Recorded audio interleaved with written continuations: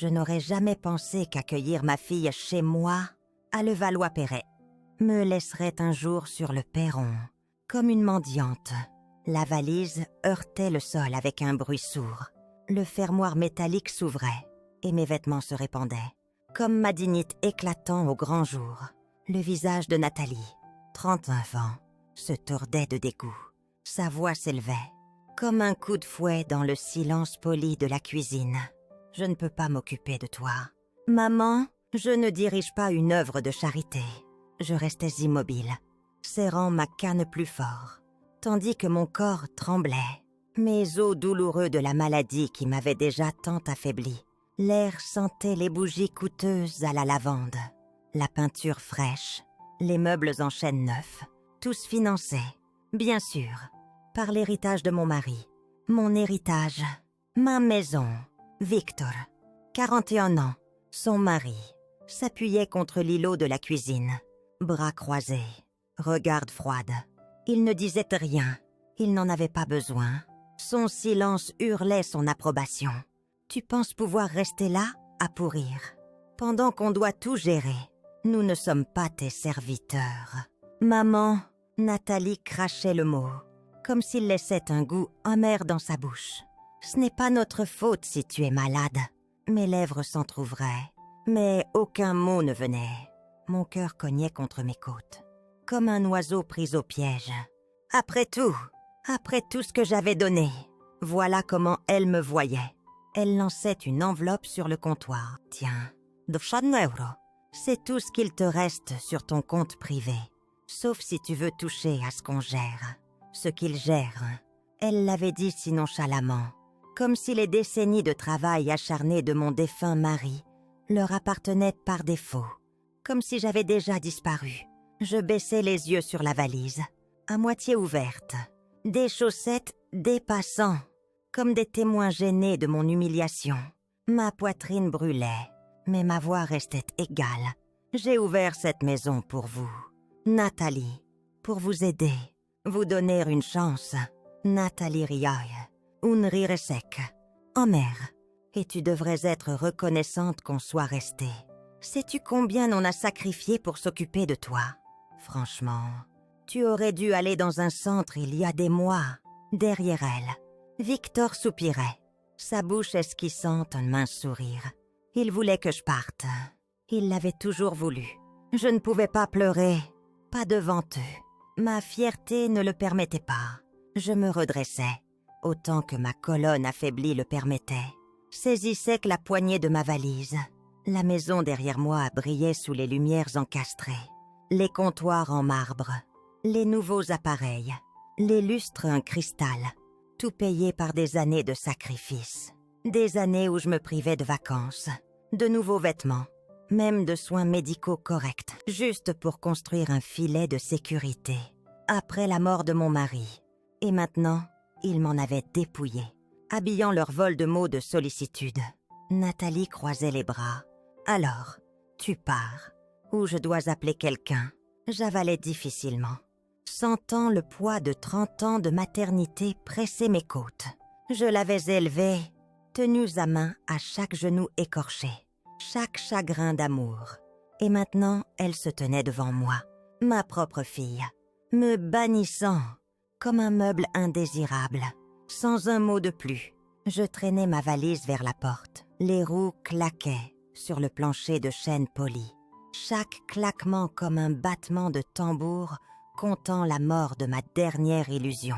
En franchissant le seuil, j'entendais les derniers mots de Nathalie, froid, creux. Ne reviens pas ramper quand tu réaliseras que tu ne peux pas gérer la vie seule. Je ne me retournais pas, même lorsque la porte claquait derrière moi. Je restais dehors devant la maison qui était autrefois la mienne. Mes jambes tremblaient, mais pas de la maladie cette fois. Du poids de ce qui venait de se passer. Le silence autour de moi rugissait plus fort que les cris de Nathalie. Je n'avais nulle part où aller, aucun endroit où j'appartenais. Après la mort de mon mari, il semblait naturel de laisser Nathalie et Victor emménager. Ils avaient du mal à l'époque, peinaillent à joindre les deux bouts. Victor avait perdu son emploi. et Nathalie disait que le loyer les saignait à blanc. Elle pleurait au téléphone cette nuit-là, sa voix tremblante, me disant combien elle avait peur. Mon cœur de mère ne pouvait le supporter. Bien sûr, j'ai dit oui. Ils emménageaient dans la suite des invités à Levallois-Perret. Temporaire au début, promettait-il. Juste le temps que Victor trouve un travail stable. Mais les jours s'étiraient en semaines. Les semaines en mois. Finalement, Victor trouvait un emploi de consultant. Mais l'arrangement temporaire devenait permanent. Il commençait à faire de petits changements dans la maison. D'abord la cuisine, puis le salon. Je ne disais rien. Je voulais qu'ils se sentent à l'aise. Je me disais que c'est ce que fait la famille. Au début, leur présence apaisait la solitude écrasante qui suivait la mort de mon mari. La maison n'était plus si silencieuse. Nathalie s'asseyait avec moi pendant mes traitements, m'apportait du thé quand j'étais faible, tressait même mes cheveux clairsemés, comme quand elle était petite. Je pensais que nous guérissions ensemble, mais cette douceur s'estompait. Des choses subtiles changeaient. Le ton de Nathalie devenait plus tranchant. Sa patience s'amenuisait. Elle commençait à me parler de haut, suggérant que j'oubliais des choses, questionnant si j'avais pris mes médicaments ou payé certaines factures. Victor, toujours à proximité, hochait la tête, s'assurant que son soutien à elle soit assez bruyant pour que je l'entende. Leur sollicitude ne sonnait jamais comme de l'amour, plutôt comme de la gestion. Et je laissais faire. Je me disais que c'était leur façon de gérer, que peut-être je glissais. Après tout, j'étais plus âgée, malade, moins vive qu'autrefois, mais je n'étais pas aveugle. Les relevés bancaires cessaient d'arriver à ma boîte aux lettres. Nathalie insistait pour s'en occuper, pour me faciliter les choses, disait-elle. Ma santé devait être ma seule préoccupation. Je voulais la croire. Je voulais croire que ma propre fille ne me manipulerait jamais ainsi. Et pourtant, ces soirs, son visage criant brûlait derrière mes paupières. Après tout ce que j'avais sacrifié, après avoir ouvert ma maison, après leur avoir fait confiance, elle me voyait comme un poids qui la tirait vers le bas. Je m'asseyais sur un banc devant l'hôtel des voyageurs à Nanterre, la tête appuyée contre eux. Fixant les étoiles, à peine visibles derrière les lumières de la ville. Ce n'était pas juste ce soir, c'était des années en gestation. Je le voyais maintenant. Je murmurais dans la nuit, ma voix à peine audible. Même pour moi, ils aimaient mon argent plus que moi. Les mots étaient amers sur ma langue, mais vrais. Et une fois qu'on affronte une vérité comme celle-là, on ne peut plus l'ignorer. Le lendemain matin, je m'asseyais au bord du lit de l'hôtel des voyageurs, fixant mon vieux sac sur la petite table, des dents, de 100 € froissés, tout ce qu'il me restait à mon nom. Pensait-il, je serrais ma canne, m'élevais, mes articulations protestant à chaque mouvement. La maladie m'avait ralenti, mais pas rendu stupide. Pas aveugle, pas encore. Les premiers mois, après l'emménagement de Nathalie et Victor, le changement était si graduel. Je l'avais presque manqué. La manière dont elle glissait des questions dans chaque conversation. « Maman, es-tu sûre d'avoir payé la facture de gaz? Peut-être que tu deviens oublieuse. Maman, laisse-moi gérer les comptes. Tu as besoin de repos. C'est trop à ton âge de t'inquiéter des formulaires financiers compliqués. » Au début, ça ressemblait à de l'amour, à de l'aide. Mais bientôt, le courrier cessait d'arriver. Les comptes bancaires en ligne. Tous les mots de passe changeaient. Elle expliquait, comme si c'était pour mon bien. « Tu n'as pas besoin de te stresser avec ça. Maman, laisse-moi m'en occuper. Tu me fais confiance. » Non, bien sûr que je lui faisais confiance. C'était ma fille. Puis venaient les pieds. Je me souvenais de cet après-midi de dimanche dans la véranda. La manière dont Nathalie posait les documents sur mes genoux. Comme une faveur anodine. Maman, l'avocat a suggéré de tout consolider. Les comptes, l'acte de la maison, ton testament. Ça facilitera la gestion. S'il t'arrive quelque chose. » Elle souriait doucement. « Nous sommes juste responsables. » J'hésitais, mais la maison est toujours à mon nom. Non, elle riait, bien sûr. Tu seras toujours la propriétaire. Maman, ça simplifie juste la gestion. Elle montrait tout signé, me pressant doucement avec ses mots. Ne t'inquiète pas des détails. L'avocate a tout approuvé. Comme une idiote. Je signais. Et dès cet instant, peu à peu, mon monde cessait de m'appartenir. Au dîner, Nathalie s'asseyait en bout de table. Ma table! Pendant que Victor remplissait son verre de vin, murmurait à son oreille. Tous deux prétendant que j'étais trop fragile pour assumer des responsabilités. Pour quiconque regardait, ils semblaient des soignants aimants. Attentionnés, magnifiques, je voyais, tandis que ma maison se transformait pièce par pièce. Rénovation non approuvée, achat que je n'avais pas fait, carte de crédit que je ne possédais pas. Et chaque fois que je demandais, Nathalie souriait, disait « Tout est pris en charge. Maman, détends-toi, détends-toi. » Ce mot me donnait des frissons. J'avais commencé à soupçonner la vérité bien avant cette nuit. Mais l'entendre rire au téléphone, se moquait de moi, avait arraché tout dernier lambeau de déni. Et maintenant j'étais là, dans un motel bon marché à Nanterre, abandonnée, rejetée, comme une servante usée. Mais pour la première fois depuis des années, un petit sentiment inhabituel s'agitait en moi. Pas encore de la rage, de la clarté. Ils pensaient que j'étais faible, qu'ils avaient tout pris. Mais ils avaient fait une erreur. Ils oubliaient qui avait élevé Nathalie. Ils oubliaient que je n'étais pas juste une vieille femme. J'étais une épouse qui avait survécu au chagrin. Une mère qui avait tenu cette famille unie avec rien d'autre que ses mains. Et sous la fatigue, sous la maladie, j'étais toujours cette femme. Je prenais mon vieux téléphone à clapet, une des rares choses qu'il n'avait pas contrôlées. Il y avait une personne qui pourrait m'aider à démêler le désordre que je les avais laissés créer. Mon vieil avocat, Maître Julien Moreau. En composant son numéro, ma voix semblait enfin stable. « Bonjour, Maître Moreau. J'ai besoin de votre aide. Maître Julien Moreau, 42 ans. Acceptait de me rencontrer l'après-midi suivant dans son bureau calme du cabinet juridique Lefebvre à Courbevoie. Même endroit qu'autrefois, la familiarité de la lourde porte en chêne. L'odeur discrète des vieux livres m'enveloppait, comme un étrange réconfort. En entrant, il se levait. Odile. Sa voix était douce, mais ferme. Comme toujours. Vous n'avez pas l'air bien. Je parvenais à un petit sourire.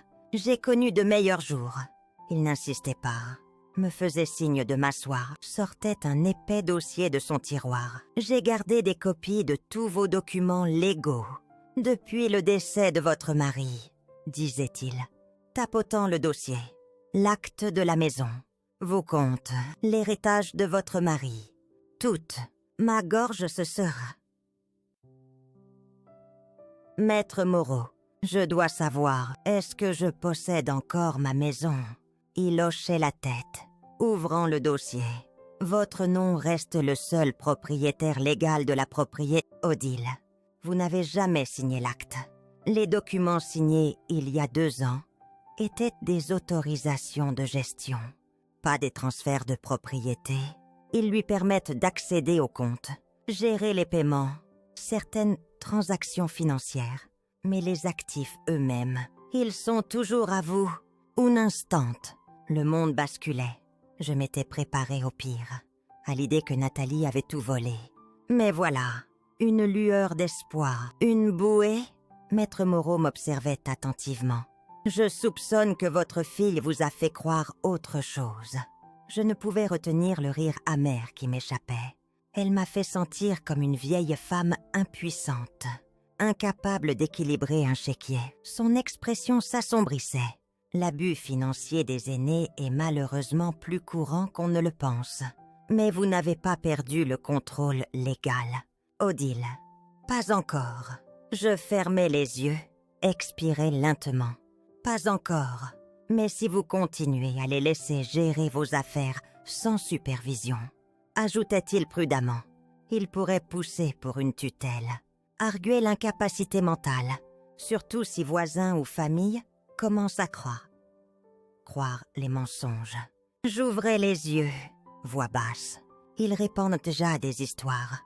Elle a dit à des proches que j'ai perdu l'esprit, que j'ai quitté la maison volontairement. Les voisins murmurent dans mon dos. Sa mâchoire se crispait, alors nous devons agir vite. Il glissait un nouveau jeu de documents sur le bureau. Nous pouvons révoquer ces autorisations de gestion aujourd'hui. Je leur l'accès à tout compte qu'elle contrôle. Déposez un affidavit confirmant votre compétence mentale. J'aurai un médecin prêt à vous évaluer cette semaine. Ensuite, nous sécuriserons des injonctions pour empêcher d'autres dépenses non autorisées. Je fixai les papiers, ma main planante au-dessus. Tout mon corps tremblait. Pas de peur, de l'ampleur de ce que j'allais reprendre. Ils pensent que je suis sans pouvoir, murmurai-je. Maître Moreau souriait faiblement. Alors rappelons-leur à qui ils ont affaire. En signant chaque page, quelque chose en moi changeait. Pendant des années, j'avais vécu discrètement, patiemment, essayant de ne pas perturber l'équilibre, espérant que l'amour l'emporterait sur l'avidité. Mais l'amour sans respect n'est qu'une laisse. Je coupais cette laisse aujourd'hui. La chambre de l'hôtel des voyageurs semblait plus petite cette nuit-là. Le papier peint fleuri, le climatiseur bourdonnant, le litre rien de cela n'importait. Pour la première fois depuis des mois, je pouvais respirer. J'avais les papiers, l'autorité légale à nouveau en main. Ce n'était pas fini, loin de là. Mais le brouillard que Nathalie avait tissé autour de moi se levait. Le lendemain matin, j'allais à la banque. Le jeune homme derrière le comptoir souriait poliment, probablement formé à ne pas montrer de surprise, quand une vieille femme aux yeux gonflés, aux mains tremblantes, entrait, serrant des papiers de Lego. Son badge indiquait Antoine Dubois, 30 ans. « Madame Lambert », disait-il. Après avoir scanné les documents préparés par Maître Moreau, tout est en ordre. Vos comptes étaient toujours enregistrés uniquement à votre nom. Votre fille n'avait qu'une autorité temporaire de gestion financière, maintenant révoquée. Nous avons bloqué son accès. Une partie de moi n'arrivait pas à croire que ça semblait si simple. Elle m'avait fait penser qu'elle possédait tout, mais tout ce temps, elle n'avait contrôlé que ce que je lui avais permis. Par confiance, Antoine continuait. J'ai rouvert votre accès en ligne, défini un nouveau mot de passe. Il glissait une nouvelle carte, des papiers vers moi. Le solde me regardait depuis l'imprimé. Le compte n'était pas vide. Elle ne l'avait pas encore vidé, bien qu'elle en ait dépensé une bonne partie. Rénovation, nouveaux meubles, Dieu sait quoi d'autre. Mais assez restait pour me maintenir debout. Je saisissais le bord du bureau, tandis qu'une vague de satisfaction discrète montait en moi. Elle pensait m'avoir dépouillé, qu'il ne me restait que 200 €. Elle avait tort. « Merci, Antoine », disais-je doucement, en quittant la banque. Je marchais plus lentement que d'habitude, pas à cause de mes jambes faibles, mais parce que, pour une fois, il n'y avait pas besoin de se presser. Chaque pas semblait délibéré, mesuré. Dehors, la ville bourdonnait, comme toujours, indifférente à la petite guerre qui se déroulait dans ma vie. Mais je me sentais plus forte, plus stable, comme si je marchais dans une armure invisible. Nathalie et Victor avaient été audacieux, car ils pensaient que j'étais trop vieille, trop malade, trop brèche pour riposter. Mais ils n'avaient jamais compris. Le silence ne signifiait pas la faiblesse. J'avais commencé à reprendre ma vie, morceau par morceau, comme des fils que je n'aurais jamais dû lâcher. Et cette fois, je ne les laisserai plus glisser entre mes doigts. Ce soir-là, dans la petite chambre de l'hôtel des voyageurs à Nanterre, je m'asseyais au petit bureau, fixant la pile de papiers que Maître Moreau m'avait donné. Mes mains traçaient les bords lentement, prudemment, comme si je craignais qu'ils disparaissent. Si je détournais le regard, Dehors, la lumière néon de l'enseigne du motel clignotait contre les rideaux fins.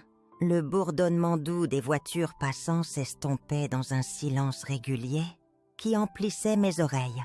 Pour la première fois depuis des semaines, personne ne m'interrompait. Pas de voix dégoulinante de fausse sollicitude. Pas de sourire soigneusement répété masquant le mépris. Juste moi et la vérité. Je n'avais jamais voulu ça. À la mort de mon mari, je pensais pouvoir encore tenir cette famille unie. Nathalie avait toujours été volontaire. Mais je croyais, en ouvrant ma maison, en la sécurisant, qu'elle s'adoucirait peut-être, qu'elle ressentirait de la gratitude. Mais la gentillesse peut être dangereuse entre de mauvaises mains. Je repensais au premier jour, la manière dont elle s'accrochait à moi, après que Victor avait perdu son emploi, les larmes discrètes qu'elle versait, disant qu'elle ne voulait pas être un fardeau, mais qu'elle n'avait nulle part ailleurs où aller. Je l'enlaçais alors, murmurant la même promesse faite tant de fois dans sa vie. « Tu auras toujours une maison avec moi. » Et elle utilisait cette promesse comme un levier pour tout ouvrir. Je lui donnais ma maison, ma confiance, mes comptes. Je signais des formulaires sans les lire pleinement. Parce qu'elle était ma fille, j'avalais mes doutes, car les mères pardonnent, les mères endurent. Mais assise ici, sous la lampe pâle du motel, je voyais la simplicité froide de tout cela. Elle ne voulait pas m'aider, elle voulait le contrôle. Elle voulait ce qui était à moi. Elle l'habillait de sollicitude, comme si elle me protégeait de ma propre faiblesse. Mais ce n'était jamais de l'amour. C'était du pouvoir. La réalisation ne me rendait plus en colère. J'avais gaspillé trop de temps à être blessée. Maintenant, je me sentais simplement claire. Les années sacrifiées n'étaient pas des erreurs. C'étaient des choix faits, parce que je croyais en l'amour. Que ma famille en valait la peine. Mais l'amour sans respect, ce n'est pas une famille, c'est de l'esclavage. Je m'adossais, écoutant le faible bourdonnement du vieux réfrigérateur du motel. Mon corps était épuisé, mais mon esprit vif. Pour la première fois depuis des années, ils pensaient que j'étais fatiguée, que ma maladie signifiait que je n'aurais pas la force de me battre. Mais ils oubliaient qui avait élevé cette famille. Qui l'avait construite de rien, qui se tenait aux côtés de mon mari à travers chaque lutte, alors qu'ils étaient encore des enfants s'accrochant à mes jupes.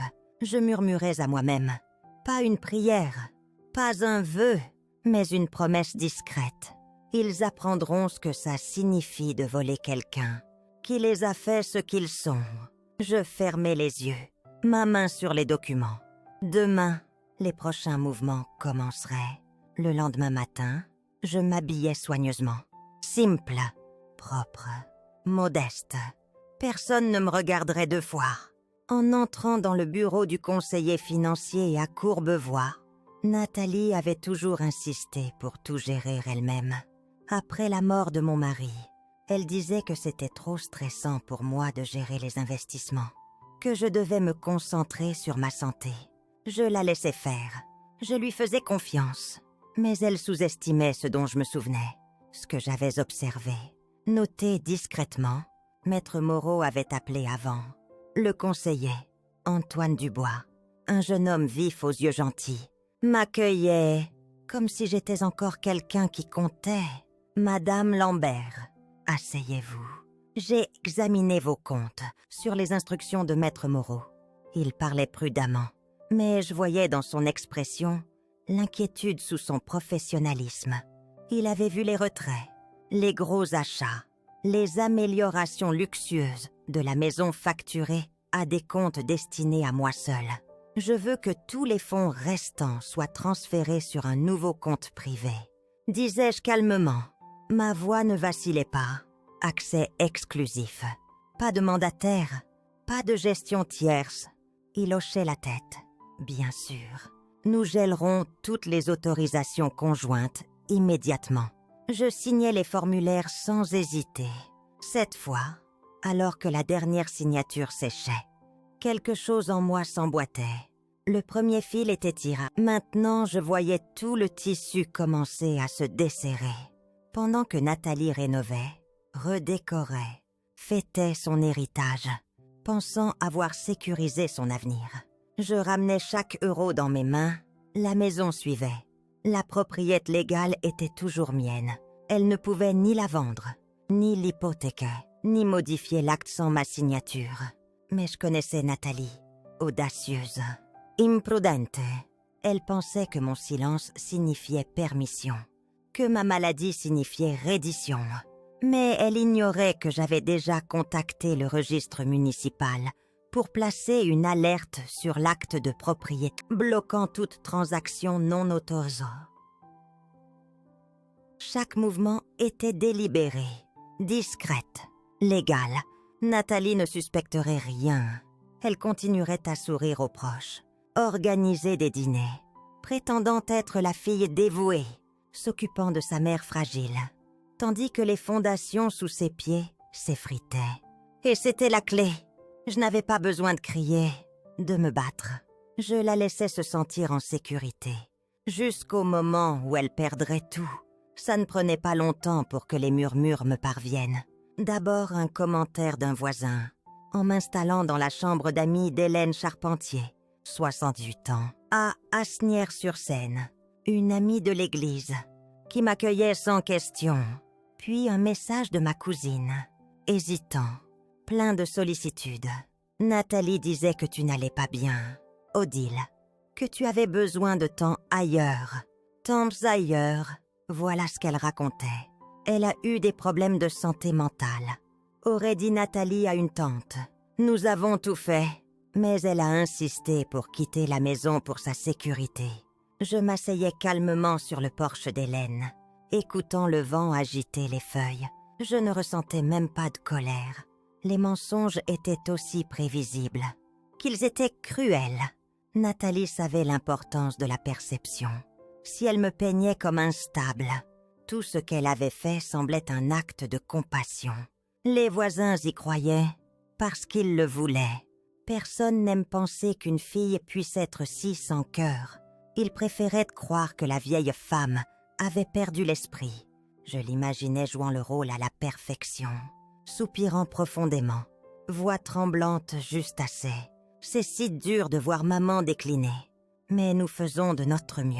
Victor a été un roc à travers tout ça, et pendant que le public applaudissait son sacrifice, elle vidait mes comptes, déchirait ma maison, dépensait ce qu'elle croyait avoir gagné, mais elle était négligente. J'avais encore des amis, des discrets, des gens qui me connaissaient bien avant que le masque de Nathalie ne glisse, qui savaient mieux que de la croire. Hélène posait une main chaude sur la mienne, tandis que je restais raide sur sa balancelle. Laisse-les parler, Odile. Ils ne connaissent pas toute l'histoire. Je me fiche des voisins, disais-je doucement, fixant l'horizon. Ce qui m'inquiète, c'est qu'elle pose les bases. Si assez de gens croient que je suis incompétente, elle essaiera la tutelle. Hélène serrait ma main doucement, mais elle ne réussira pas. Pas cette fois. Non, elle ne réussirait pas, car pendant que Nathalie nourrissait ses mensonges à la famille, aux voisins, elle ignorait que mon avocat avait déjà planifié les évaluations médicales, l'affidavit, les ordonnances de protection. Tout ce qu'elle faisait renforçait mon dossier. Plus elle mentait, plus elle s'enfonçait. Elle pense qu'elle est si intelligente. Murmurai-je. Hélène esquissait un sourire entendu. C'est l'erreur, Odile. Ils pensent toujours qu'on est trop fatigué pour se battre. Je me tournais vers elle, sentant quelque chose de nouveau s'allumer en moi.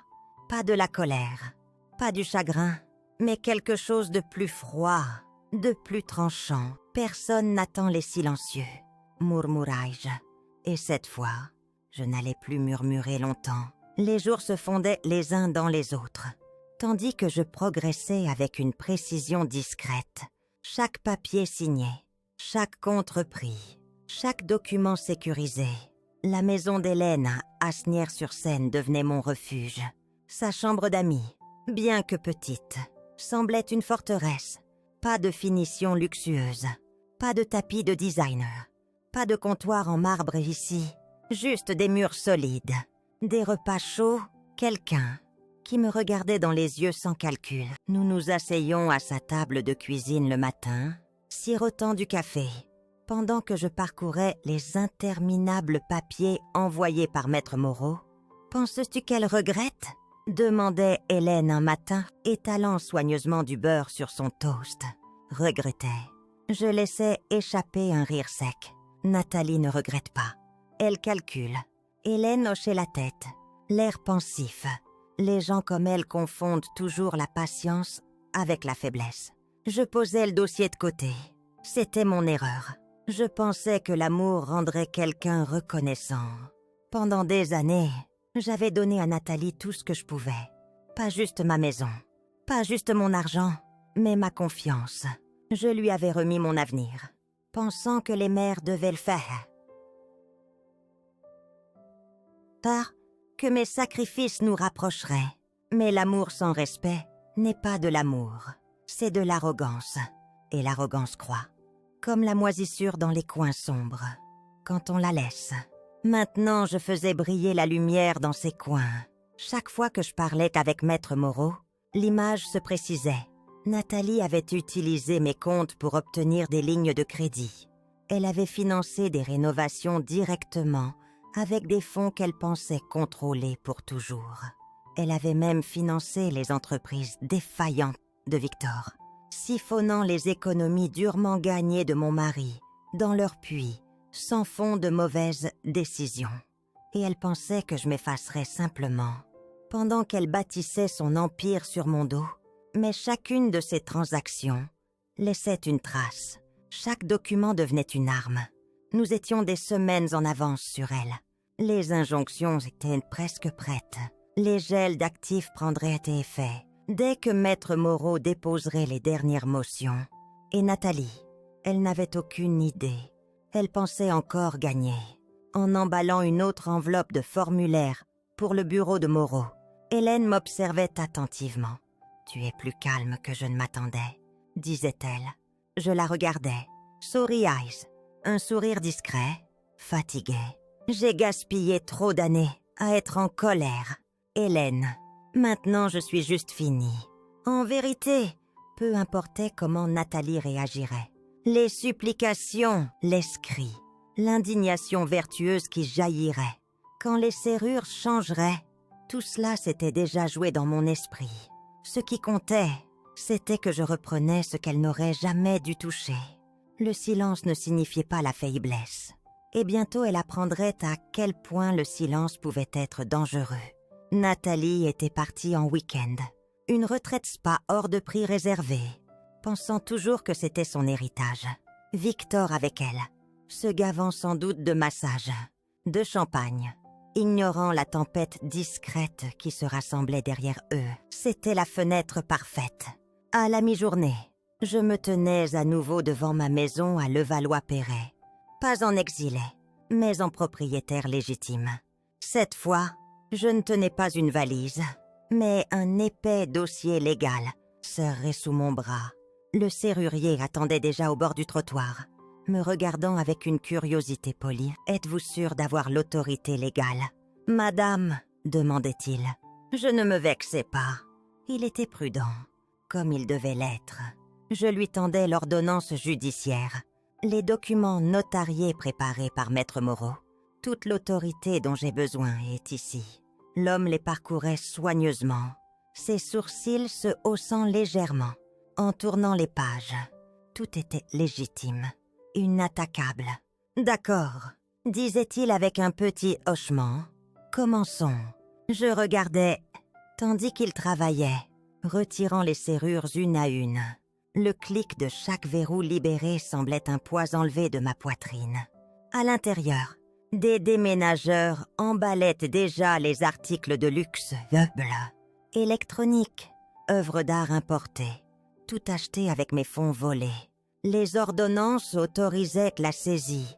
Tout ce qui était acheté illégalement, avec mes comptes, était maintenant gelé. En attente de restitution complète, les comptoirs en marbre brillaient sous les lumières de la cuisine. Nathalie insistait qu'ils augmentaient la valeur de la propriété. Maintenant qu'il semblait froid, stérile. Pour la première fois, je voyais la maison pour ce qu'elle était devenue. Une scène qu'elle décorait pour impressionner, pas un foyer rempli d'amour. Les déménageurs travaillaient vite, mais respectueusement. Aucun ne posait de questions. Bien que je voyais les regards échangés, réalisant à qui appartenait vraiment cette maison. Je n'avais pas besoin de m'expliquer. En fin d'après-midi, les nouvelles serrures s'encliquaient, les clés posées doucement dans ma paume. « Fini », disait le serrurier doucement. Je restais là un instant de plus, respirant l'espace qui m'avait semblé voler, les planchers que j'avais polis, les murs peints avec mon mari, la table à manger, où je servais autrefois des dîners de fête à une famille que je pensais m'aimer. Maintenant, c'était à nouveau à moi, pas parce qu'il me l'avait rendu, mais parce que je l'avais repris. Hélène s'arrêtait au trottoir, baissait sa vitre. Son visage s'illuminait, en me voyant là, tenant les clés. « Eh bien ?» demandait-elle doucement. « C'est fait », disais-je. Ma voix ne tremblait pas, ma main non plus. Hélène souriait, disait exactement ce que j'avais besoin d'entendre. Maintenant, voyons comment ils gèrent leur retour à la réalité. Cette nuit-là, je m'asseyais dans le salon d'Hélène, à Asnières-sur-Seine. Les clés posées sur la table devant moi, je ne pouvais m'arrêter de les fixer. Simplesse, ordinaire, mais plus lourde que l'or. Hélène me versait une tasse de thé, la glissait sur la table. Elle ne disait pas grand-chose. Elle n'avait pas besoin. Je serrais mes mains autour de la tasse chaude. Expirais enfin. Ils m'ont sous-estimé. Hélène. Ses lèvres esquissaient un léger sourire. Ils le font toujours. Pendant si longtemps, j'avais avalé chaque insulte, chaque manipulation, me disant qu'il valait mieux garder la paix, que je maintenais la famille unie, que c'était plus facile de les laisser prendre de petites choses, jusqu'à ce que ces petites choses deviennent tout. Mais assise là, fixant ses clés, je réalisais quelque chose que je n'avais pas pleinement admis. Je n'avais pas perdu le contrôle. Parce que j'étais faible, je l'avais perdu. Parce que je croyais qu'il me protégerait, qu'il chérirait ce que j'avais construit. J'avais confondu commodité avec amour. Je sirotais le thé, sentant la chaleur glisser dans ma gorge. Il pensait que j'étais fatiguée, murmurai-je, que ma maladie signifiait que je n'aurais pas la force de me battre. La voix d'Hélène était calme. Tu étais fatiguée. Tu es fatiguée, mais fatiguée ne veut pas dire fini. Je hochais lentement la tête, les mots s'enfonçant dans mes os. C'était ça, ce qu'il n'avait jamais vu. J'avais élevé Nathalie, guidée à travers chaque faux pas. Chaque tempête, je lui avais donné plus de patience qu'elle ne méritait. Et elle avait pris mon silence pour une reddition. Mais les gens silencieux portent quelque chose de dangereux. Quand ils choisissent enfin de se lever, ils le font avec une clarté que les autres ne peuvent égaler. J'avais pensé que survivre signifiait garder la paix. Mais maintenant, pour la première fois depuis des années, je survivais pour moi. La pensée ne me rendait pas amère, elle me rendait claire. Je regardais Hélène, ma voix stable, plus forte que je ne l'avais entendue depuis des années. Ce n'est plus une question de vengeance, disais-je. C'est vivre ma vie à mes conditions. Les yeux d'Hélène brillaient légèrement. C'est ce que sonne la liberté. Odile. Je saisissais les clés, laissant le métal froid presser ma paume. Pendant si longtemps, j'avais attendu qu'ils me rendent ce qu'ils avaient pris. Ils n'allaient jamais le rendre. Jamais s'excuser, et je n'en avais pas besoin. Je l'avais repris moi-même. Demain, les dépôts légaux seraient traités. Les gels d'actifs, les ordonnances judiciaires, tout ce que Maître Moreau avait aligné. Comme des pièces sur un échiquier. La tempête arrivait. Et cette fois, ce ne serait pas moi prise dedans. La semaine suivante se déroulait. Comme une symphonie discrète, chaque note soigneusement rythmée, chaque mouvement délibéré. Maître Moreau travaillait vite, déposant des motions qui gelaient l'accès aux comptes que Nathalie avait saignés. Les cartes de crédit liées à mes comptes étaient suspendues. Les lignes de crédit ouvertes à mon nom signalées pour enquête. L'acte de la maison était sécurisé, verrouillé derrière des couches de protection légale que Nathalie ne verrait même pas venir. Trop tard. L'exposition légale de votre fille est considérable, disait Moreau lors de notre réunion, ajustant ses lunettes en examinant les documents. Dépenses. Non autorisé. Mauvaise gestion des fonds fiduciaires. Fraude potentielle. Ils ont laissé des empreintes partout. Je m'asseyais en face de lui. Calme, stable. Je n'avais pas besoin d'élever la voix, de crier ce qu'il m'avait fait. Les documents parleraient pour moi. La loi parlerait pour moi. Pensez-vous qu'elle se battra? Demandai-je. Moreau souriait finement. Elle n'aura pas beaucoup de marge. Les preuves sont solides. Dès que l'avis d'expulsion sera notifié, le jeu change. Je m'adossai à la chaise, sentant le poids de ce qui se déroulait enfin.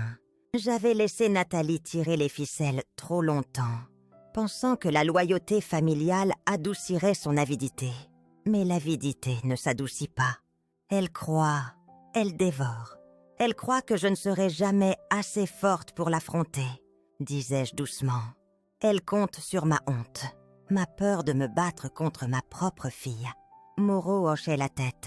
La plupart des abuseurs comptent sur le silence. Plus maintenant. Les déménageurs avaient déjà catalogué chaque achat majeur fait avec mes comptes.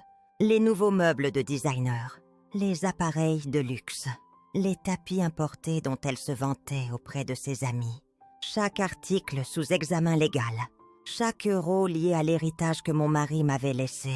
J'avais même retrouvé les anciennes polices d'assurance établies par mon mari, cachées dans un coffre-fort que Nathalie n'avait jamais pensé à chercher.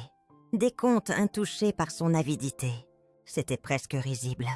Combien mon mari avait été minutieux.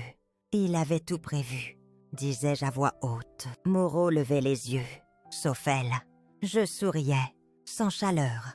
Il n'aurait pas pu imaginer que notre fille deviendrait cela. Hélène me ramenait chez elle après. L'air sentait la pluie. Le monde semblait calme. Mais dessous, la tempête que j'avais déclenchée gagnait en force. « Tu es prête, Odile ?» disait Hélène, en s'arrêtant dans son allée à Asnières-sur-Seine. « J'étais prête il y a longtemps, » répondais-je. Je ne le savais pas. Demain, le tribunal autoriserait l'expulsion. Les avis seraient livrés. Pendant que Nathalie et Victor étaient encore absents, ignorant de tout ce qu'ils avaient déjà perdu. Ils voulaient jouer avec ma vie.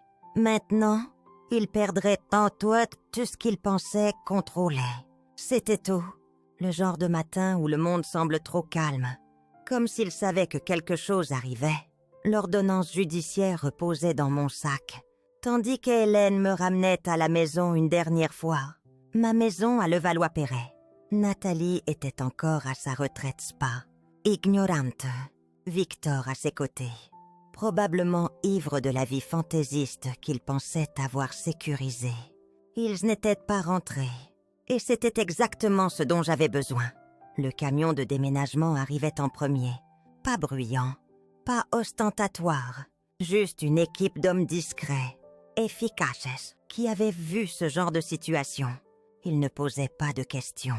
Ils avaient leur liste, minutieusement préparée par Maître Moreau, soutenue par des ordonnances judiciaires, des preuves. La porte d'entrée s'ouvrait facilement maintenant, avec mes nouvelles clés. La maison était silencieuse, mais ne semblait plus appartenir à des étrangers. À chaque pas sur ces planchers polis, elle redevenait mienne. Les déménageurs travaillaient vite. La salle à manger importée de Nathalie, étiquetée, chargeait. Le tapis personne dont elle se vantait, roulait, emballait. Le sectionnel en cuir italien qu'elle s'affichait sur ses réseaux sociaux, soigneusement enveloppé de plastique. Sortie par la porte d'entrée, chaque luxe acheté avec mon argent, chaque chose qu'elle avait exhibée, comme si c'était à elle, était arraché, morceau par morceau. Ce n'était pas de la vengeance, c'était une réclamation. En travaillant, je déambulais dans la cuisine. Les nouveaux comptoirs en marbre brillaient sous la lumière du matin. le design de Nathalie. Pas le mien. Elle voulait que tout ressemble à ces magazines brillants qu'elle idolâtrait. Mais rien ne semblait un foyer. Pas comme la vieille table en bois où mon mari et moi nous asseyions lors des longues soirées après le travail, sirotant du thé, parlant de l'avenir que nous construisions. La table était partie, bien sûr. Nathalie l'avait jetée lors d'une de ses phases de modernisation. Je touchais la surface froide du marbre. Tu n'as jamais compris ce qui fait un foyer. Nathalie, murmurai-je à la pièce vide. En milieu d'après-midi, la maison semblait vidée. La coquille restait. Mais tout ce qu'elle avait entassé pour prétendre être puissante était parti. Je l'ai saisi, en attente de dispositions légales. Les serrures changeaient, le code d'alarme réinitialisé, les caméras de sécurité installées. La forteresse qu'elle pensait contrôler était maintenant fortifiée contre elle. Quand le dernier camion de déménagement s'éloignait, je me tenais sur les marches de l'entrée, clés en main, regardant le soleil descendre. Le silence ne signifiait pas la faiblesse. Jamais. Ils pensaient que mon silence signifiait reddition. Ils avaient tort. Les cris commençaient avant que la voiture de Nathalie ne s'arrête complètement. De derrière les hautes haies, je regardais, tandis qu'elle sortait furieuse du SUV, visage tordu. Victor la suivant, comme une ombre déjà rétrécissante. Dès qu'elle atteignait les marches et voyait les serrures changer, sa voix tranchait le silence, comme un couteau. « C'est quoi ce bordel ?» Elle tirait sur la poignée, la secouant violemment, comme si la force de sa colère pouvait défaire les serrures. Victor restait raide derrière, son téléphone déjà en main, probablement appelant l'avocat qu'il pensait pouvoir les sauver. Je m'avançais alors, marchant lentement, délibérément dans leur champ de vision. Nathalie se figeait. En me voyant, son visage pâlissait, puis rougissait intensément, tandis que le poids de ce qui s'était passé commençait à lui apparaître. « Toi, qu'est-ce que tu fais ici ?» criait-elle. Je croisais son regard. « Calme, inébranlable, j'habite ici. Souviens-toi. » Victor murmurait derrière. « Appelle la police. »« Vas-y, » disais-je doucement, presque gentiment. « Appelle-les. » La mâchoire de Nathalie tremblait, en tripotant son téléphone. « Tu n'as pas le droit de nous enfermer dehors. Tu es malade, instable. Cette maison n'est pas sûre avec toi dedans. » Je penchai légèrement la tête. « C'est ce que tu dis à tout le monde. Que je suis mentalement incompétente. Que j'ai quitté la maison volontairement. » Sa bouche s'ouvrait, mais aucun mot ne venait. Je faisais un autre pas lent. « Tu as oublié, Nathalie. Tu n'as jamais possédé cette maison. Tu gérais les comptes. Tu dépensais mon argent. Mais l'acte, l'héritage, l'autorité légale, c'était toujours à moi. » Ses yeux se tournaient vers Victor, cherchant désespérément un soutien. Mais je voyais en lui l'hésitation, la lente réalisation qu'il se tenait sur un sol qui s'effritait. Je baissai la voix, chaque mot coupant plus fort qu'un cri. « Je t'ai fait confiance. Je t'ai ouvert ma maison. Quand tu n'avais rien, et tu m'as repayé en me traitant comme un obstacle. Un fardeau. » Le visage de Nathalie se tordait. « Tu ne comprends pas tout ce qu'on a fait pour toi. » Je souriais alors, pas de colère, avec une certitude discrète qui ne laissait place à aucun argument. « Non, Nathalie, je comprends parfaitement. C'est pourquoi j'ai repris tout ce que tu as volé, légalement, définitivement. » Elle criait alors, voix brisée. « Tu ne peux pas faire ça. » Derrière elle, le téléphone de Victor était toujours pressé contre son oreille, mais j'entendais la voix faible de l'opérateur en haut-parleur. « Madame, il y a déjà une ordonnance judiciaire au dossier ? C'est une affaire civile. » Je regardais, tandis que son dernier espoir se dissolvait devant elle. Nathalie se tournait vers moi, sa voix maintenant un gémissement pitoyable. « Maman, s'il te plaît, on peut arranger ça. On est une famille. » Maintenant, elle se souvenait de la famille. Je laissais le silence peser lourdement entre nous, avant de parler enfin, ma voix ferme comme la pierre. Tu ne te souviens de la famille que quand tu es enfermée dehors. » Son sanglot résonnait, tandis que je me tournais, rentrais, verrouillais la porte derrière moi avec un clic calme. Final. Je les regardais par la fenêtre. Nathalie restait figée sur les marches, ses sanglots devenant des halètements désespérés, tandis que la réalité s'abattait sur elle. Victor faisait les 100 pas derrière, son téléphone toujours serré. Mais il n'y avait plus de bravade dans ses mouvements. Puis venait la fissure finale. Il s'arrêtait de marcher, se tournait vivement vers elle. Je t'avais dit qu'on allait trop loin. Sa voix était basse, mais audible à travers la fine vitre. Je t'avais dit que c'était dangereux. Nathalie se retournait, yeux écarquillés. Tu me blâmes maintenant, après tout ce qu'on a fait ensemble. Victor secouait la tête, s'éloignant d'elle. Nous, non, Nathalie, c'était toujours ton jeu. Je voyais ça s'effondrer. L'alliance fragile qu'ils avaient bâtie sur l'avidité, commençant à se fracturer sous la pression. Ils l'avaient soutenue tant que l'argent coulait, mais maintenant que le puits était sec, ils cherchaient à se distancer. Lâche, Nathalie saisissait sa manche, paniquée. « Victor, ne me laisse pas planter là comme ça. » Mais il libérait son bras d'un geste brusque. « Tu es seule. » Et juste comme ça, il marchait vers sa voiture, la laissant seule devant la maison qu'elle ne possédait plus, sous un ciel soudain beaucoup plus grand, beaucoup plus froid. Je ne bougeais pas, je restais derrière la vitre. La regardant s'effondrer en temps réel, elle tombait à genoux sur l'allée, ses pleurs brisant l'air calme de l'après-midi. Les voisins commençaient à jeter un œil derrière leurs rideaux, observant le spectacle de la fille dévouée, qui s'était vantée si longtemps de sa vie de sacrifice. Les masques tombaient, les mensonges s'effilochaient. Un instant, j'avais presque pitié d'elle. Presque, car sous ses sanglots, ce n'était pas du chagrin, pas même de la honte. C'était la panique de quelqu'un qui n'avait jamais imaginé un monde où les conséquences pourraient l'atteindre. La porte d'entrée derrière moi semblait solide sous ma main. C'était ma maison, ma vie, ma liberté. Et pour la première fois depuis longtemps, c'était à moi seule. Le lendemain matin, tout le quartier bourdonnait. Je sentais le changement dans l'air.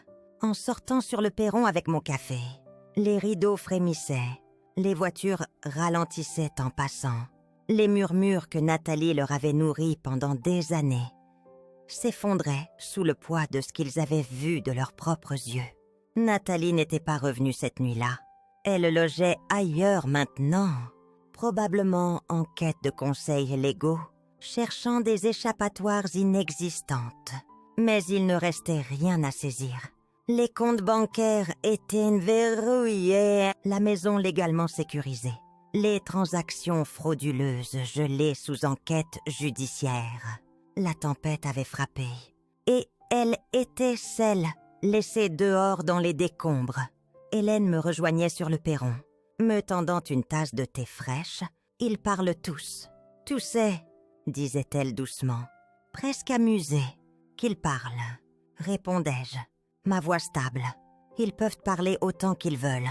Cette fois, ce n'est pas moi qui devrais être embarrassée. » Hélène jetait un œil vers la maison voisine, où Madame Véronique Marchand, 60 ans, regardait par sa fenêtre, feignant de ne pas fixer. « Pendant des années, ils ont cru chaque mot qu'elle disait sur toi, » ajoutait Hélène. « Et maintenant, ils ont vu la vérité. » Je prenais une gorgée de thé, la chaleur m'ancrant.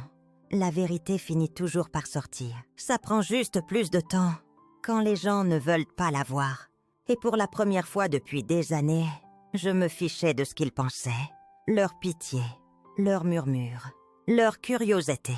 Rien ne m'atteint, ne m'atteigne plus. Ils n'étaient pas là quand Nathalie grignotait mon indépendance, morceau par morceau. Ils n'avaient pas vu la manipulation des gants en sollicitude. Mais maintenant, ils voyaient l'après. Quelques voitures s'arrêtaient brièvement au trottoir. Cousins éloignés, soi-disant amis de Nathalie. Trop honteux pour approcher. trop curieux pour rester loin. Mais personne ne montait les marches. Ils ne savaient pas quoi dire. L'image parfaite que Nathalie avait construite était brisée. Et à sa place se tenait la femme qu'il pensait enterrée sous les étiquettes de fragile. Oublieuse, encombrante. J'étais encore là, encore debout. La voix d'Hélène brisait le silence à nouveau. Regretteuse, Odile. Je secouais la tête. La tête. Je regrette d'avoir fait confiance à quelqu'un qui ne le méritait pas. Mais je ne regrette pas de m'être battue pour reprendre ma vie. La porte d'entrée grinçait légèrement derrière moi, tandis que la brise passait. Ma maison, mon nom de retour sur chaque document, ma dignité intacte. La semaine suivante, je m'installais dans un petit appartement à Cabourg, un Normandie, modeste, mais entièrement à moi. Depuis la fenêtre, je voyais la mer scintiller sous les lumières du soir. Les villas Belle Époque bordant la promenade. Mon nom figurait sur le bail. Ma clé de boîte aux lettres dans ma poche. Une liberté reconquise. J'avais acheté des rideaux en lin au marché local. Une lampe en céramique artisanale. Une table en bois patinée par le vent marin. Pas de mensonges, pas d'ombre, juste la paix. Et le début d'une nouvelle vie.